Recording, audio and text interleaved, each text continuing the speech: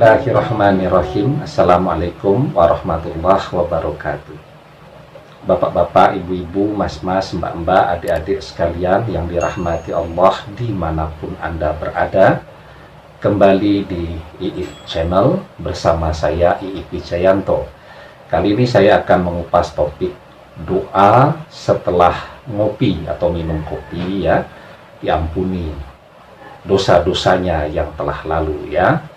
Saya memang dapat cukup banyak pertanyaan sejak lama, ada tidak dalil yang menyertai aktivitas minum kopi, karena memang mayoritas kita minum kopi setiap hari, tidak hanya di Indonesia tetapi di seluruh dunia, ya.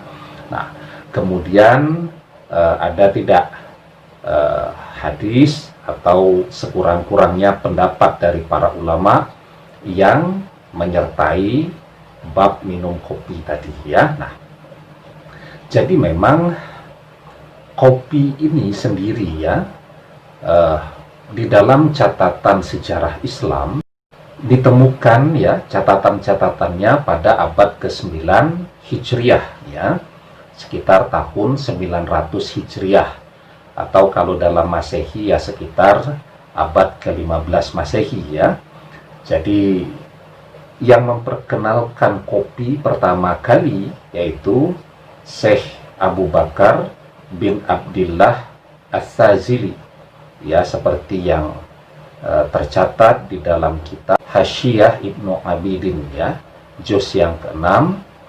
Kemudian Sultan Selim dari Turki memperkenalkan dan membawa kopi ke Istanbul itu pada tahun 922 Hijriah, ya.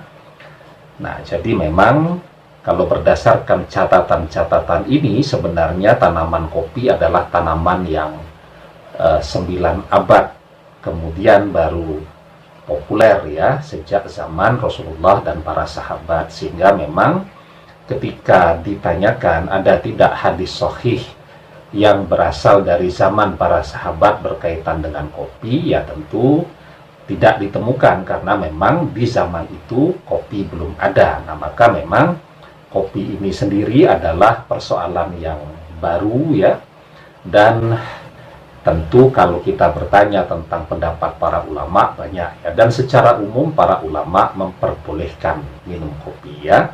Nah, kemudian saya masuk dulu ke manfaatnya sebelum ke dalil, ya. Apa sih manfaat minum kopi? Saya ambilkan dari website www.medical news today, ya. Sebuah artikel yang berjudul Health Benefits and Risk of Drinking Coffee. Jadi manfaat terhadap kesehatan, ya, dan resiko dari meminum kopi, ya. Jadi tulisan ini reviewnya adalah Catherine Marins, ya, dan kemudian ditulis oleh Joseph Nordqvist, ya. Jadi di sana saya ambilkan beberapa saja. Jadi banyak sekali artikel yang sudah membahas atau jurnal-jurnal yang sudah membahas tentang manfaat minum kopi, ya. Nah, jadi di dalam artikel tersebut dicantumkan, ya, in 2014 researchers who gathered data and over 48,000 people found that those who increased their cafe consumption by at least 1 cup per day over 4 years had an 11% lower risk of type 2 diabetes than those who did not increase their intake, ya.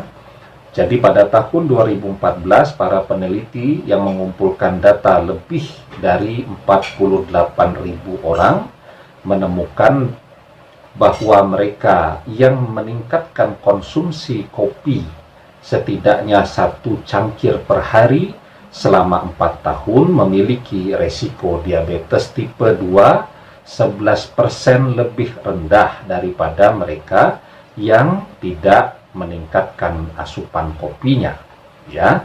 Nah, kemudian yang kedua, one team concluded that men who drink over 4 cups of cafe per day might have a five-fold lower risk of Parkinson's than those who do not.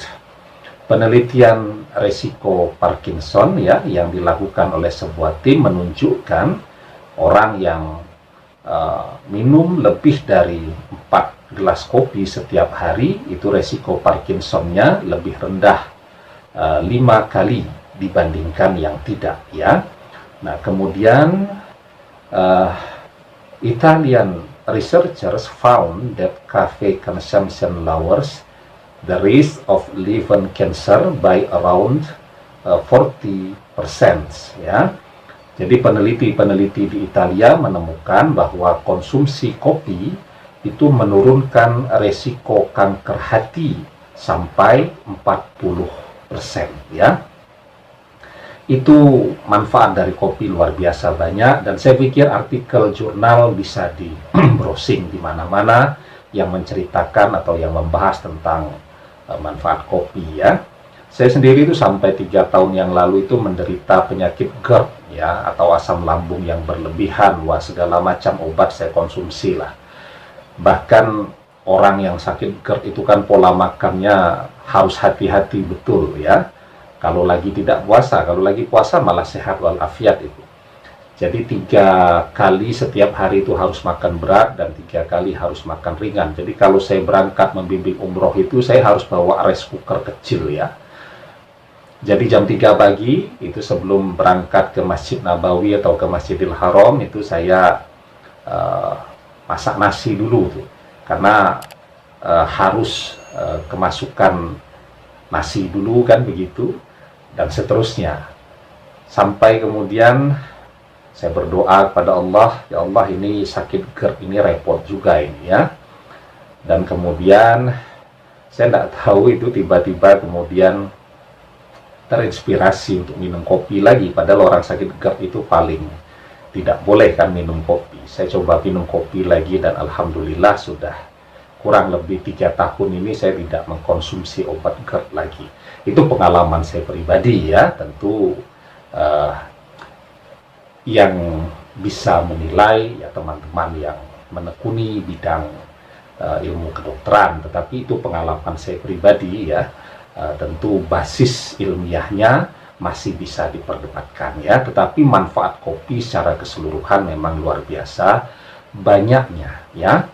Nah kemudian yang jadi pertanyaan sekarang, bagaimana apakah minum kopi itu ada dalilnya, karena konon katanya kopi itu pernah diharamkan ya. Kalau masalah khilafiyah ya, yang mengatakan kahwah ya, bahasa Arab dari kopi itu begini, begitu dan lain-lain, itu biasa saja perbedaan pandangan ya. Jadi khilafiyah itu adalah sesuatu yang biasa ya. Nah, landasan dalil diperbolehkannya mengkonsumsi kopi itu bisa kita lihat sebenarnya di dalam surat Al-Baqarah ayat 168 ya. Ya ayuhan nas kulu mimma fil ardi halalan thayyiban. Hai manusia, makanlah yang halal lagi baik dari apa yang terdapat di bumi. Ya. Jadi kopi itu kan tadi saya sudah sampaikan dia sesuatu yang baik ya. Kemudian memberikan manfaat yang banyak dan sudah terbukti secara ilmiah. Nah, kemudian di dalam sebuah hadis Rasulullah SAW bersabda, al-halalu ma ahalallahu fi kitabihi wal haramu ma harramallahu fi kitabihi wa ma syakata anhu fahuwa mimma afa anhu.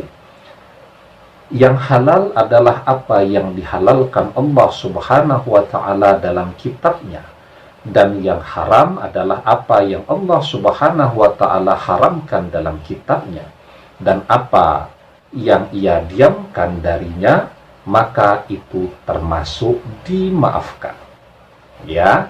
Nah jadi kalaupun kemudian mungkin ya ada penelitian lain yang menunjukkan bahwa kopi ini mungkin saja ada mudaratnya kalau kemudian dikonsumsi dalam jumlah yang sangat banyak, misal sehari sampai 20 cangkir ya.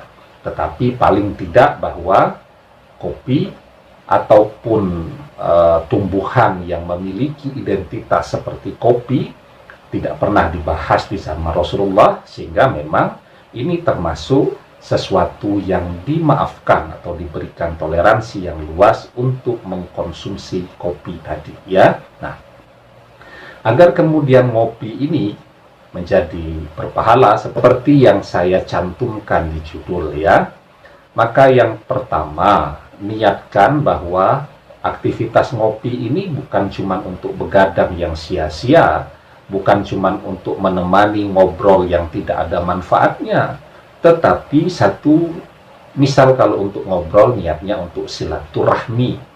Kemudian kalau minum kopi, bagi para santri, para pelajar, niatnya untuk belajar agar kemudian jadi lebih semangat.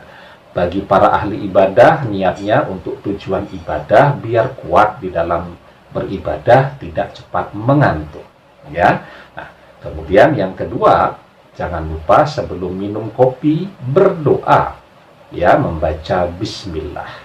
Kemudian yang ketiga, melakukan aktivitas ngopi tadi tentu dengan melakukan sesuai dengan tuntunan adab makan minum yang diajarkan oleh Nabi. Ya, jadi kopi itu kan biasanya disajikan dalam bentuk yang panas begitu. Nah, Rasulullah tidak memperbolehkan orang meniup-niup ke gelas. Ya, maka kita bisa lihat di dalam sebuah hadis, ya, anna Nabiya sallallahu alaihi wasallam naha ayyutan nafasa fil ina'i aw yunfakha fihi. Nabi sallallahu alaihi wasallam melarang untuk menghirup udara di gelas dan meniup-niup di dalamnya, ya. Nah, jadi maksudnya apa? Maksudnya ya ketika minum minuman yang hangat itu ditunggu, ya, sampai suhunya lebih sesuai untuk kita minum, ya, sehingga tidak seperti orang yang kepanasan itu ketika meminum kopi tadi. Nah, yang keempat, ya, selesai minum kopi, jangan pergi saja, tetapi sempatkan untuk berdoa. Memang ada begitu banyak doa, ya, kalau kita browsing itu ada doa versi sufi dan seterusnya. Menurut saya sih baik-baik saja kan menggunakan doa yang diajarkan, disusun oleh para ulama, ya. Seperti halnya kita juga setiap hari kan banyak berdoa dengan doa yang konsepnya kita susun sendiri, ya. Ya Allah, semoga gaji saya naik, itu kan doa yang konsepnya kita susun sendiri. Ya Allah, semoga anak saya keterima jadi PNS. Ya Allah, semoga turun hujan dan seterusnya. Ya, ya Allah, semoga gaji saya bisa naik. Nah, itu doa-doa yang konsepnya kita susun sendiri, apalagi ketika memang para ulama yang mengijazahkannya.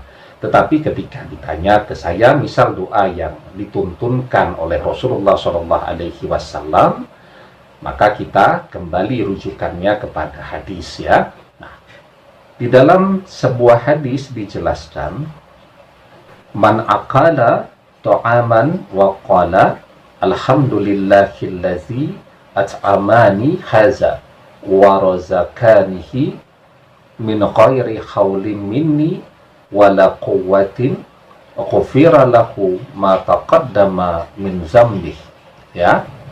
Barang siapa yang makan makanan atau termasuk minuman kemudian mengucapkan doa alhamdulillahillazi at'amani hadza wa razaqanihi min ghairi haulin minni wala quwwatin, segala puji bagi Allah yang telah memberiku makanan atau minuman ini dan merezekikannya kepadaku tanpa daya serta kekuatan dariku, maka diampuni dosa-dosanya yang telah lalu, ya. Maka di bagian penutup hadis ditegaskan ghufira lahu ma taqaddama min zambih, ya. Nah, jadi kita minum kopi, kemudian kita berdoa dengan doa ini, maka insya Allah minum kopinya mendapatkan manfaat untuk tubuh, dan berdoa setelah minum kopi tadi akan menjadi sebab diampuni dosa-dosa kita yang telah lalu. Demikian, semoga bermanfaat. Wallahu a'lam bishawab, billahi taufik wal hidayah. Assalamualaikum warahmatullahi wabarakatuh.